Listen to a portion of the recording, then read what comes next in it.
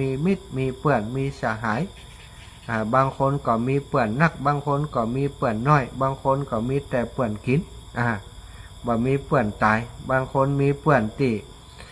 ชักชวนไปในทางที่บดีมิตรสหายต่างๆทุกคนต้องการกัลยาณมิตรต้องการมิตรสหายแต่เฮาเลือกบ่ได้เนอะสถาญาติโยม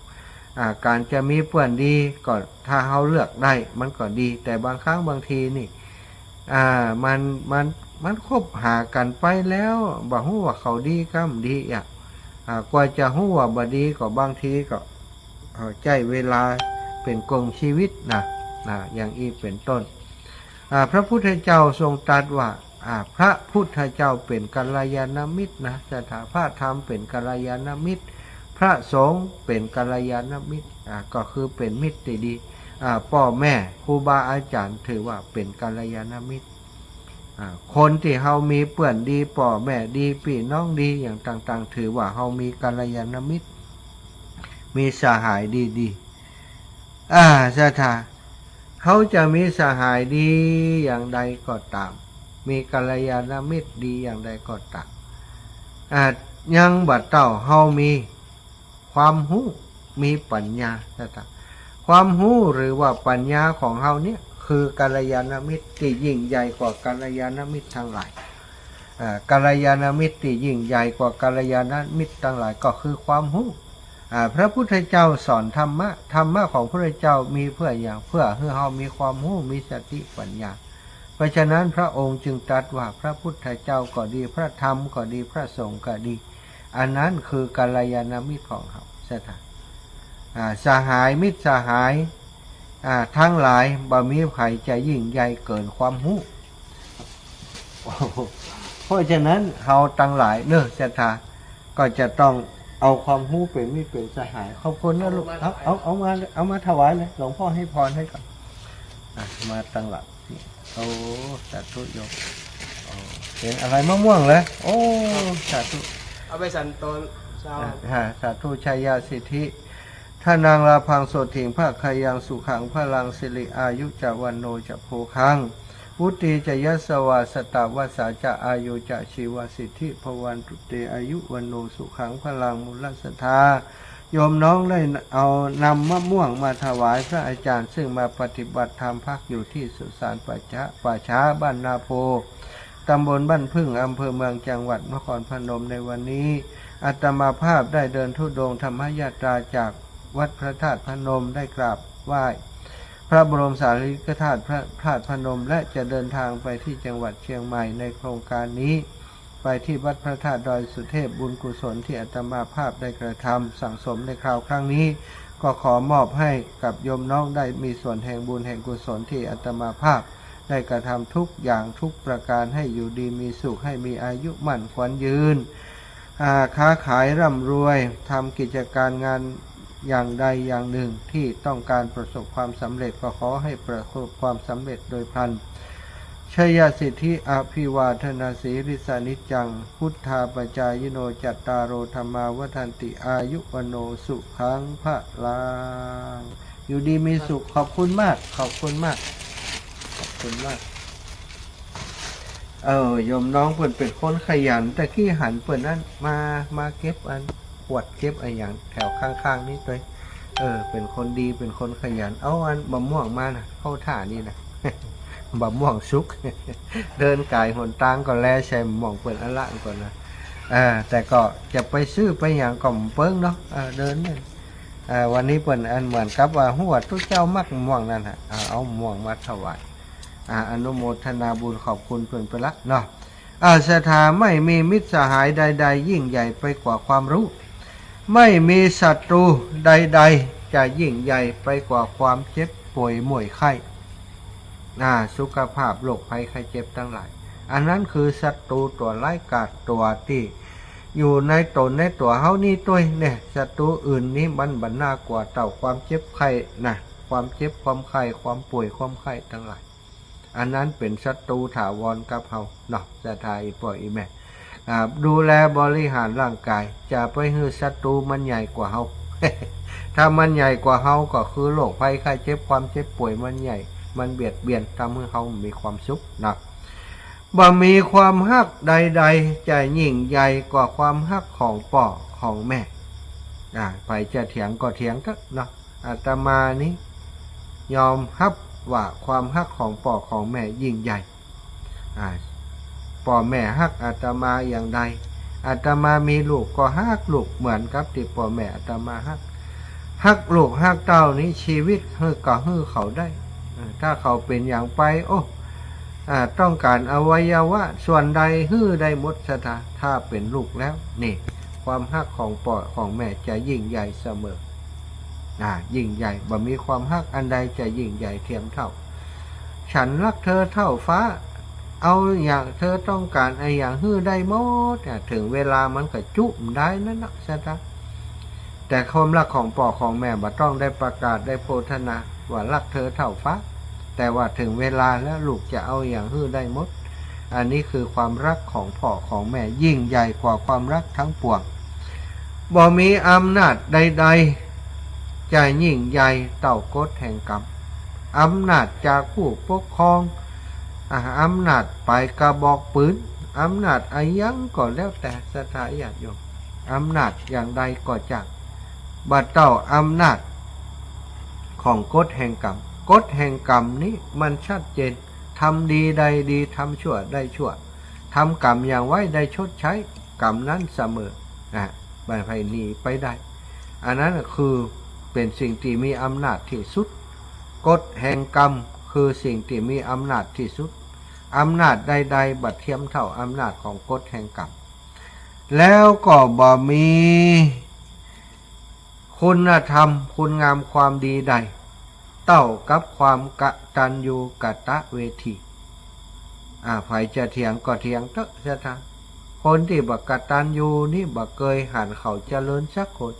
ถึงจะร่ำรวยแต่ก็ไม่เจริญสุดท้ายก็ล่มจมไปก็มีถ้าขาดความกตัญญูคุณธรรมข้อนี้ทำให้คนธรรมดาเป็นบัณฑิตทำให้คนธรรมดาเป็นนักปราชญ์ทำให้คนธรรมดาเป็นคนที่น่าคบน่าหาน่าสรรเสริญก็คือคนที่มีความกตัญญูกตเวทีนิมิตตังสาธุรูปานังกตัญญูกตเวทิตาความกตัญญูกตเวทีนั้นเป็นนิมิตหมายเป็นเครื่องหมายของคนดีนี่สถาแม่นกำบักแม่นเนาะฉะนั้นศรัทธาญาติโยมเฮาอยู่ในวงการยังก็จ้างอยู่เป็นลูกของพ่อของแม่ก็ต้องกตัญญูต่อพ่อต่อแม่เป็นลูกศิษย์ของครูบาอาจารย์ก็ต้องกตัญญูต่อครูบาอาจารย์เป็นศิษย์ของสถาบันใดก็ต้องกตัญญูกตเวทีสถาบันนั้นมีโอกาสกระทดแทนคุณครูบาอาจารย์ของเฮาพระท่านอาจารย์พระครูอภิวัฒนวิกรมได้รับการแต่งตั้งจากตังพระมหาเถระพระเถระปกครองพระผู้ใหญ่เจ้าคณะปกครองระดับอำเภอระดับจังหวัดระดับภาคเปิ้นได้หันว่าโอ้ตุเจ้าตนนี้พระครูตนนี้เป็นคนมีความรู้ความสามารถเป็นคนมีความเสียสละเป็นคนที่ทำงานเพื่อพระศาสนาเป็นคนที่เหมาะสมที่จะขึ้นมาเป็นรองเจ้าคณะอำเภอเป็นคนที่เหมาะสมที่จะประสานงานกับทางจังหวัดเพื่อจะทำโครงการสร้างพุทธมณฑลที่อำเภอดอยหลอกคือสำเร็จเปิ้นก็หันว่าโอ้ท่านอาจารย์เนี่ยเป็นคนมีความรู้ความสามารถมีคุณธรรมมีจริยธรรมเหมาะที่จะขึ้นมาเป็นเจ้าคณะปกครองรองเจ้าคณะอำเภอดอยหล่อเปิ้นประกาศเรื่องนี้มาประมาณเดือนกว่าแล้วศรัทธาญาติโยมแต่ว่ายังบ่ได้มีการมอบตาตั้งกำเตือกวันพรุ่งนี้วันที่5เดือนพฤษภาก็วันนี้วันอย่างวันศุกร์กับวันเสาร์นี่ ลืมนะศรัทธาวันศุกร์กับวันเสาร์วันพรุ่งนี้นะถ้าวันนี้เป็นวันเสาร์วันศุกร์ก็วันที่ถ้าวันนี้เป็นวันศุกร์วันศุกร์ก็วันเสาร์เด้อ ก็จะมีพิธีนะ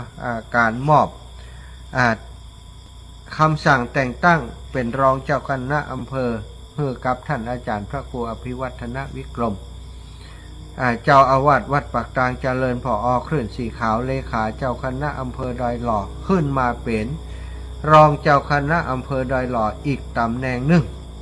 ถือว่าเป็นตำแหน่งสูงของคณะสงฆ์อำเภอดอยหล่อ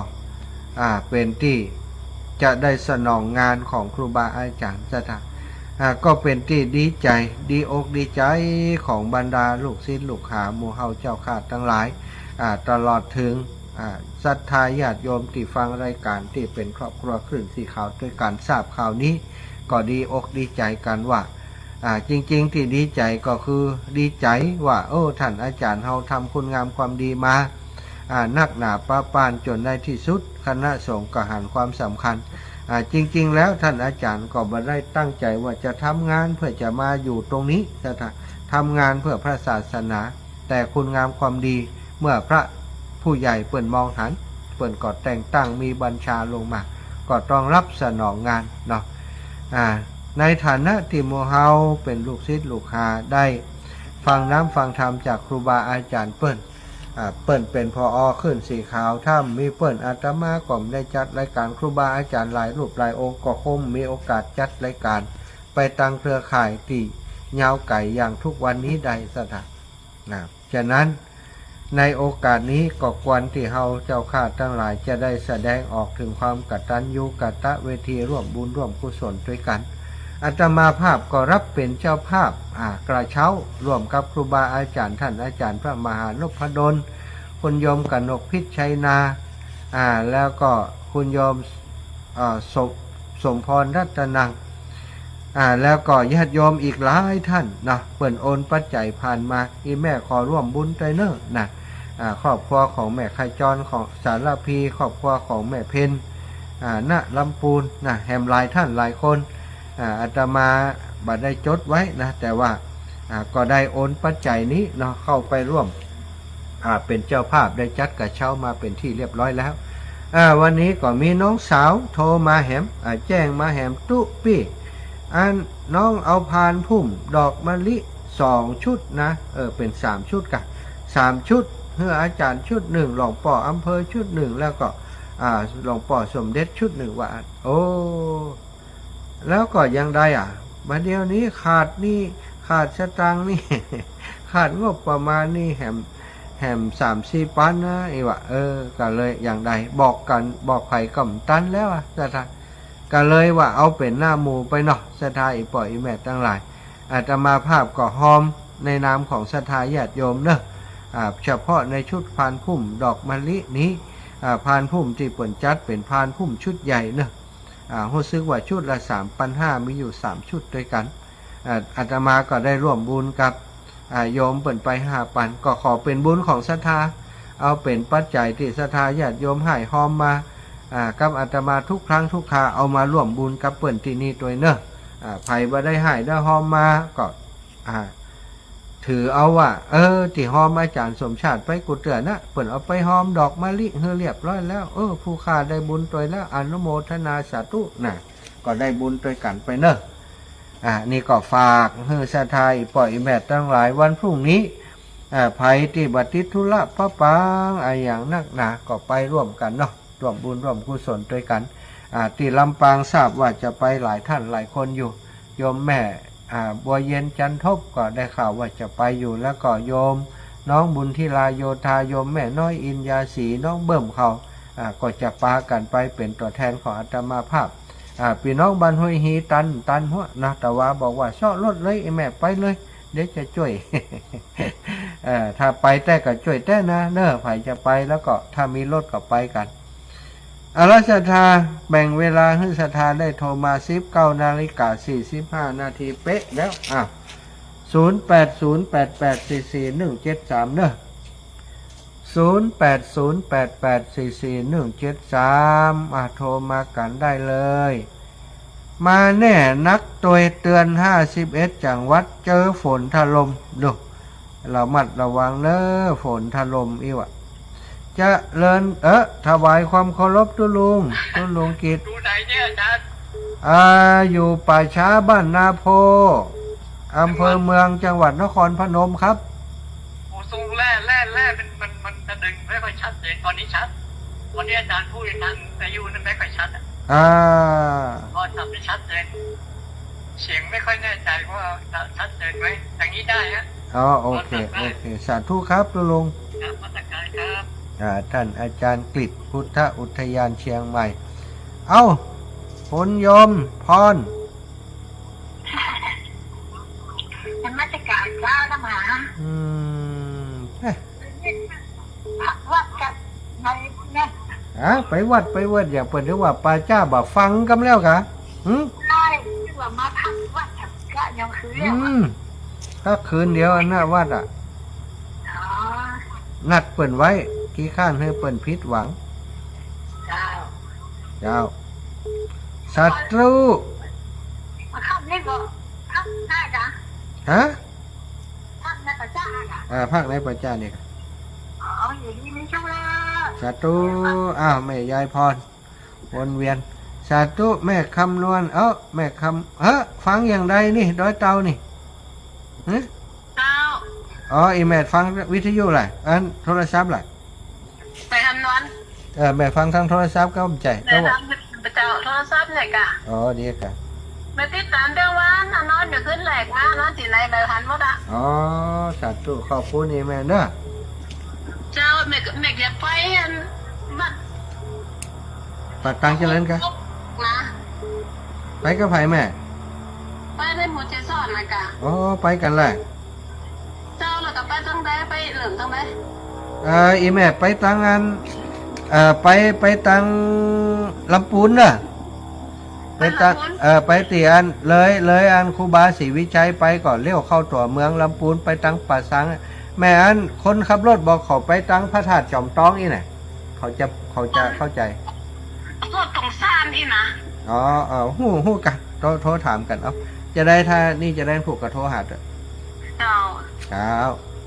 เจ้า เจ้าสาธุแม่ เจ้าไหนไปกันแล้วใจเฮเนอร์หันไปกุฏิกูให้การวะล่ะ ดีแล้วปลาสะทามไม่แอวตัวเนาะ เจ้า สาธุเนี่ยอยู่แจซ่อนพุ่นฟังตังอันนั้นฟังตังอันโทรศัพท์เจริญปอนอีแม่ เจ้านมัสการอาจารย์เจ้าพรุ่งนี้จะไปแน่ถ้าถึงจะเบิ่งจะมาจับ เจ้านั่งทั้งหลังห้องก็ได้รถกันนั่นแน่ หัวแม่จะมันร้อน สาธุไปเถอะ นี่แม่บอกข่าวดี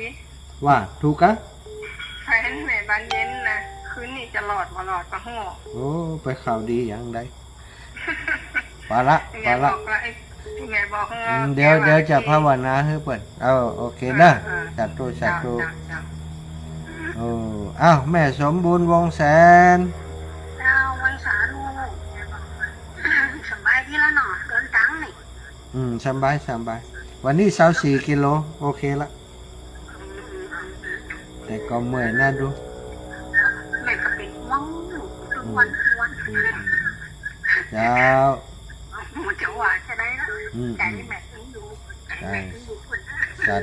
สาธุขอบคุณแม่ปันกันคนน้อยเนอะเจริญปอนแม่ตุ้ยแกไม่แฟนเจ้ามันไปโทรหาเนาะ น่ากะลืมแล้วก็ ลืมเจ้าตอนนี้อยู่จังไรเพ่งฟังว่าใส่หินเจ้า เป็นน้องเลี้ยงป่าเป้ามาอยู่เชียงใหม่ เจ้ามาอยู่กับลูกเจ้าอยู่กับหลาน อยู่กับหลานเนาะคิด ดี ถึงทุกคืนเลยเจ้าแต่วันโทรแบบนี้เนาะ เจ้าขอบคุณเนอะแม่เนอะ คุณไปหัดไปเลยเจ้า สาธุแม่ขอบคุณเจ้า วันหน้าได้หันหน้าหันตากันเนาะ น่ากะหันกะ วันนะนั่นไปหลวงพระท่านต่ำกับเจ้า ไปได้ไปอย่างติดอย่างติดงานอย่างงานมันนักแง่จนงานจนงานน้ำไปเองแม่เจ้าขอเดินทางปลอดภัยนะเจ้าเนอะสาธุเจริญปอนแม่ศรีกุลตันธุระจะไปสาทำพระมหาเจ้า อีแม่ ขอบคุณไปไหนมาได้อยู่กับบ้านอย่างเดียวล่ะ เจ้าสวนสำเจ็บแก โอ้ยอินดูจ้ะหน้ากากหันเอาแข้งขามันนักล้ำไปอ่ะ สูงล้ำไปอ่ะ กันนั่นน่ะมาเดียวอันจัตวาขอบอกแม่หน่อยขอให้แม่หน่อยเลยจ้ะ อ๋อดีละช่วยกันคนเล็กคนน้อยมันบัดได้เตรียมตัวบัดได้ตั้งตัวเนาะควรพวกผู้รักผู้ใหญ่มามันจัดกำได้นะพระผู้รักผู้ใหญ่มาจำเป็นต้องจัดสาธุนะแม่นะ เจ้า บุญฮักษาเจ้า สุขภาพแข็งแรงเด้อ เจ้าสาธุแม่ศรีกุลตันทุละ หลายมาเทมาเด้อ โอ้สาธุ เจ้า แม่ศรีกุลตันทุละแม่ศรีกุลโทรมากระกึดเติงหาแม่ทองศรีสุยะใจจะเลินปอนแม่อ้อย จำนมัสการเจ้า เจ้าแม่ เลี้ยงตายเป็นอะไรเนาะ ประมาณ เลี้ยงตาย ประมาณเดือนปลาย แม่ได้ไปทางใดแม่ จะมันเป็นยัง ช่วงนี้เข้าบ่ค่อยดี เท่าแล้วเป็นสปะเนาะ เข้ามันหลั่น โอ้เจ้าขอบคุณอีแม่เด้อ เจ้าขอเดินทางแคล้วคลาดปลอดภัยนะเจ้า สาธุจะเลินพร7884จากทางใด อันนี้แม่เสียมูนิแก้วเลย แม่เสียมูนี่แก้วว่าได้ แม่อุ่นจังมือลูกเลย โอ้สาธุขอบคุณ แม่ร้อยหน่อยเจ้า โอ้อนุโมทนาบุญได้ร่วมบุญ แก่ตัวลูกนั่นเดินจังส่งเลยนะเจ้าตัวแม่เคยเห็นเลยเจ้าเป็น500นะเจ้า เจ้า ก็ได้100 200 เจ้า อุ่นวันนี้ สาธุบุญรักษาอยู่ดีมีสุข แม่ซิมมุนีแก้ว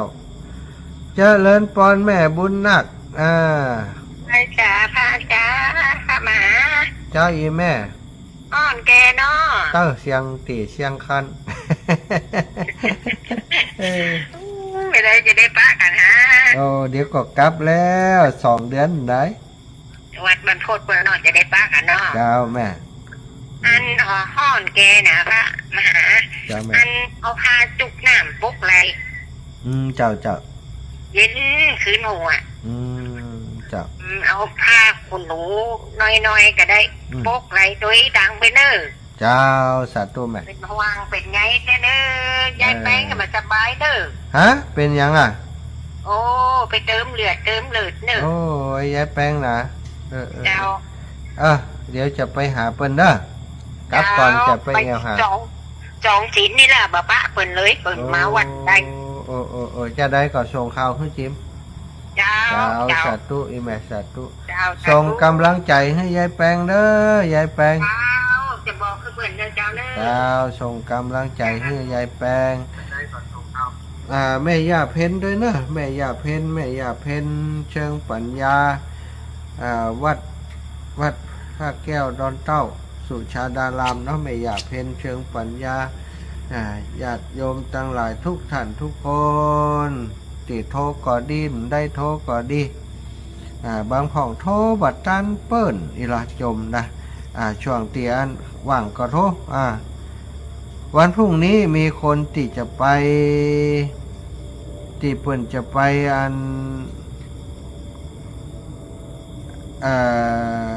วัดปากทางเจริญหลายท่านอยู่เด้อ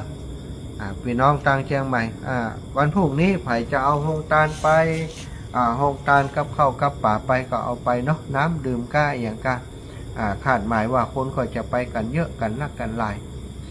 ไปคือกำลังใจครูบาอาจารย์แสดงพลังของครอบครัวคลื่นสีขาว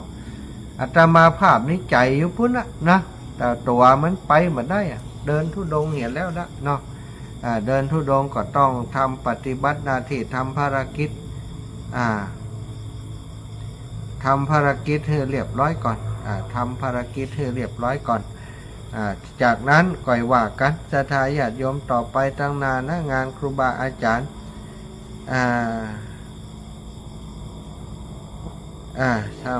งานครูบาอาจารย์ก็ยังมีแหมหลายอย่างอยู่ที่จะต้อง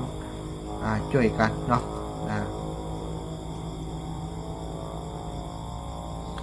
อ้าวศรัทธาอีป่ออีแม่ทั้งหลายขอบคุณนะขอบคุณสำหรับการติดตามรับฟังรายการสารธรรมยามค่ำเตียตมาภาพได้จัดอยู่ในขณะนี้ขอบคุณศรัทธาที่เปิ่นโทรมา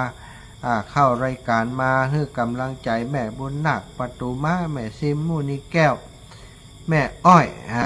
ขายข้าวนมอยู่วัดบันหมอแม่ศรีกุลตันทุละแม่ตุ้ยจากบ้านห่างต่ำแม่สมบูรณ์วงแสนแม่บัวเย็นจันทบ